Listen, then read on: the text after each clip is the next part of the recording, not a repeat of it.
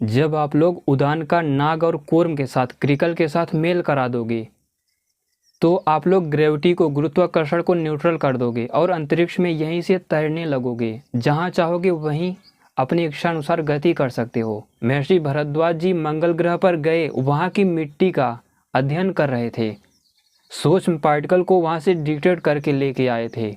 चंद्रमा पर जाते थे, वहाँ के सूक्ष्म पदार्थों, तत्वों का अध्ययन करते थे। महर्षि भारद्वाज जी के अनुसंधान केंद्र में बनाए गए जो विमान थे वे इस गैलेक्सी की यात्रा किया करते थे। प्राचीन जितने भी अंतरिक्ष स्पेस स्टेशन थे, अलग अलग विमान थे, वे पार्टिकल के स्तर पर जाकर बनाए जाते थे।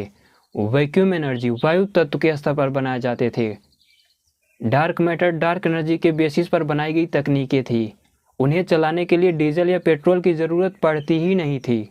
महाभारत के युद्ध में जो भीम थे, जब उनका पुत्र घटोत्कच मारा गया तो पांडु पुत्र भीम ने जो विमान बनाए थे घटोत्कच के साथ, उन दोनों विमानों को उन्होंने अंतरिक्ष में ही छोड़ दिया, जो चंद्रमा और मंगल ग्रह के बीच एक कक्षा में यात्रा कर रहा है आज भी।